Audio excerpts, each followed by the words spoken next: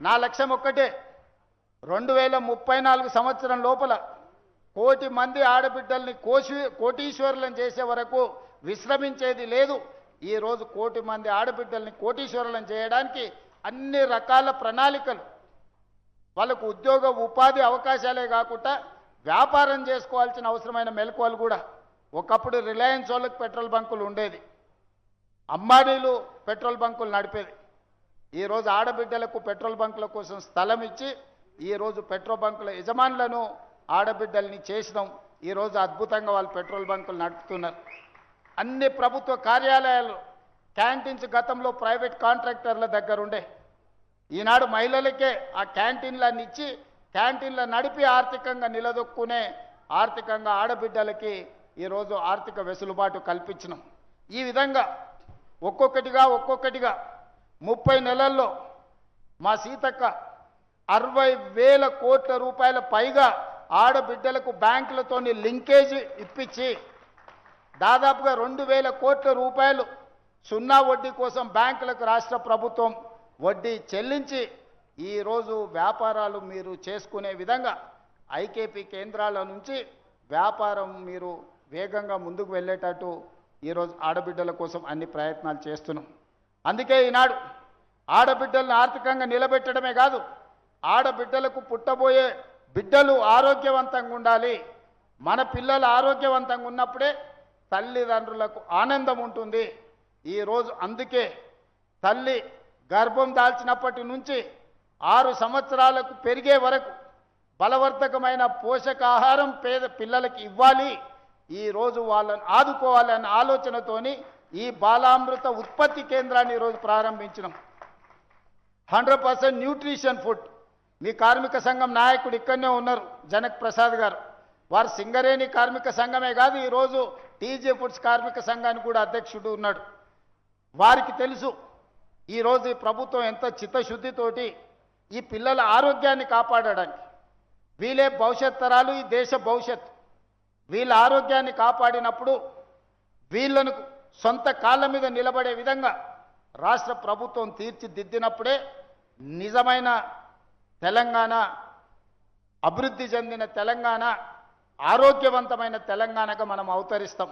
అందుకే ఈనాడు ఈ పిల్లల కోసం ఒక మంచి కార్యక్రమాన్ని మా కార్పొరేషన్ అందరూ కలిసి ఇంత మంచి కార్యక్రమాన్ని ఏర్పాటు చేసిండ్రు. దీన్ని ఇంకా పాఠశాలల గతంలో నర్సరీ కానీ, ఎల్కేజీ కానీ, యూకేజీ కానీ ప్రభుత్వ పాఠశాలల్లో లేదు. ముఖ్యంగా పట్టణాల్లో వలస వచ్చి పనులు చేసుకునే వాళ్ళ పిల్లలు చదువుకోవాలంటే ప్రైవేట్ స్కూళ్ళకు పంపించాల్సిన పరిస్థితి. వేలకు వేలు, లక్షలకు లక్షలు ఫీజులు కట్టలేక సంపాదించినంత మొత్తం తల్లిదండ్రుల కష్టమంతా అయితే విద్యకు లేకపోతే వైద్యానికి ఖర్చు పెట్టుకునే పరిస్థితి.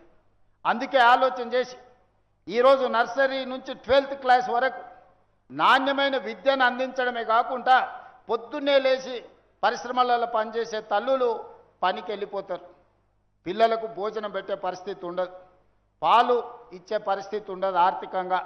అందుకే ఈనాడు రాష్ట్ర ప్రభుత్వం వాళ్ళందరి కష్టాన్ని గుర్తించి కష్టం నుండి వాళ్ళని దూరం చేయడానికి ఈరోజు నర్సరీ నుంచి 12th క్లాస్ వరకు బ్రేక్ఫాస్ట్తో పాటు లంచ్ ఒక నాణ్యమైన భోజనం పెట్టాలని ఈరోజు గొప్ప పథకాన్ని ప్రభుత్వం ప్రారంభించింది.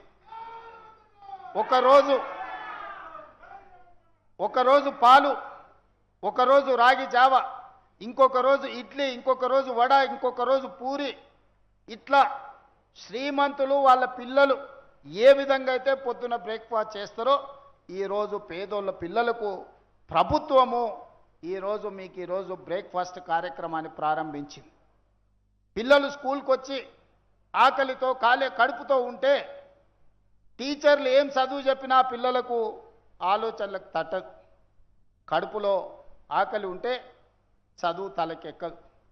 కానీ తల్లిదండ్రులకేం పొద్దున్నే లేచి ఉద్యోగానికి వెళ్ళాలి, తల్లులు బయటికి వెళ్ళి పని చేయలేకపోతే కుటుంబం గడవడం పరిస్థితి కష్టం. ఇంటి కిరాయిలు, ఇంటి అవసరాలు, ఒక్కొక్కసారి ఇంటి అయినా సాయంత్రం చేసుకునే దావతులు, ఇవన్నీ కూడా కుటుంబ భారం అంతా మహిళ మీదనే పడే పరిస్థితి. మా అక్క నవ్వుతుంది ఆడ. నిజమే కదమ్మా నేను చెప్పింది. ఇంటాయన జేబులో నగదు ఉంటే పోయి బెల్ట్ షాప్కి ఇచ్చొస్తాడు. అదే అమ్మ దగ్గర నగదు ఉంటే బడికి పోయి ఫీజు కట్టేస్తాడు. మా పిల్లగాడు చదువుకుంటే నేను కష్టపడ్డా, నా జీవితం ఇట్లయినా సరే నా పిల్లగాడు చదువుకోవాలి, వాడు పెద్దోడై ప్రయోజకుడై గౌరవంతో పాటు ఆర్థికంగా నిలదొక్కోవాలని తల్లి కోరుకుంటుంది. తండ్రి ఉంది వాడు పెద్దగా ఏదో పని చేసి బతలే, నేను వాణి చేసేదే ఉంది అనుకుంటే తల్లి మాత్రం పిల్లగాడు పెరిగి పెద్దయి ప్రయోజకుడు కావాలని తల్లి కోరుకుంటుంది. ఆ తల్లి మనసులో మాటను గుర్తించి ఈరోజు పేద పిల్లలకు నాణ్యమైన విద్యను అందించాలి. నాణ్యమైన విద్య బోధించిన ఆ విద్యార్థి తలకెక్కాలంటే వాని కడుపు నిండా భోజనం ఉండాలి. కడుపులో ఎలుకలు పరిగెత్తుతుంటే సార్ ఎంత గొప్ప చదువు చెప్పినా అది అంతే సంగతులు, వానకాలం చదువు అవుతుంది. అందుకే ఇవాళ ప్రతి స్కూల్లో పిల్లలకు బ్రేక్ఫాస్ట్తో పాటు నాణ్యమైన భోజనం, సన్నబియ్యంతో భోజనం, ఈ వసతులు ఇవ్వాలి అనంటే ప్రభుత్వం ఈరోజు వాళ్ళ మీద కొంత వెచ్చించాలి. ఇది నేను ఖర్చుగా భావిస్తలేను. 27,000 కోట్ల రూపాయలు దాదాపుగా ప్రతి సంవత్సరానికి ఈరోజు విద్యార్థుల మీద చదువుల మీద నేను ఖర్చు పెడుతున్నా. గతంలో ఎక్కడ ఖర్చు అయిపోయేదో తెలియదు. నేను ఎవరిని విమర్శించదలుచుకోలేదు, కానీ ఈరోజు బాధ్యతాయుతంగా విద్యాశాఖ నా దగ్గరనే పెట్టుకొని నేనే స్వయంగా మన ఆరుట్లకి వెళ్ళి ఆ పాఠశాలలో బ్రేక్ఫాస్ట్ ప్రారంభించి అక్కడ ఎంత మంచిగా వంట చేస్తున్నారో ఏందో అన్నీ నేను చూసి వచ్చిన. నిరంతరం కలెక్టర్లను, ఎస్పీలను ప్రభుత్వ పాఠశాలకు వెళ్ళి ఆ స్కూల్లో నాష్ట చేయండి, ఎక్కడైనా నాణ్యత లోపం ఉంటే తక్షణమే చర్యలు తీసుకోండి అని చెప్పిన. మొన్న క్యాబినెట్లో పిల్లలకు మాత్రమే టిఫిన్ లంచ్ పెడితే టీచర్లు తినకపోతే టీచర్లు దాన్ని పట్టించుకోరు. అందుకే 1,25,000 మంది టీచర్లకు మీరు కూడా టిఫిన్ నా లంచ్ అక్కడనే చేయాలని వాళ్ళకు కూడా ఇప్పుడు నిధులు ఇవ్వడమే కాకుండా చట్టం చేసిన.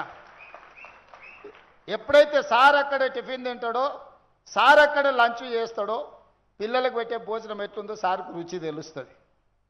సార్కు రుచి తెలిసినాక ముఖ్యంగా మహిళా టీచర్లే ఎక్కువ మంది ఉన్నారు. అమ్మ మనసు ఊరుకుంటుందా వంట బాగలేకపోతే? ఏ పిల్లలైనా తల్లులు తమ పిల్లలాగానే చూస్తారు, కానీ వండిన వంట ఉప్పు కారం చక్కగా లేకపోతే ఏ అమ్మ ఊరుకోదు. బళ్ళో ఆమె టీచర్ ఉండొచ్చు, కానీ ఇంటికి పోతే ఆమె కూడా తల్లే కదా. అందుకే ఆ వంటను సరిదిద్ది పిల్లలకు మంచి భోజనం పెట్టేటట్టు, మంచి నాష్ట పెట్టేటట్టు ఉండాలి అని అంటే ముందు టీచర్లను కూడా అక్కడనే తినేటట్టు చేయాలని ఆలోచన చేసి టీచర్లకు ప్రతిరోజు బ్రేక్ఫాస్ట్ అండ్ లంచ్ స్కూళ్ళలోనే ఇవ్వాలని మన మంత్రివర్గంలో నిర్ణయం తీసుకున్నా. ఇప్పుడు ఇంకా ఆ ఫుడ్ యొక్క నాణ్యత ఇంప్రూవ్ అవుతుంది.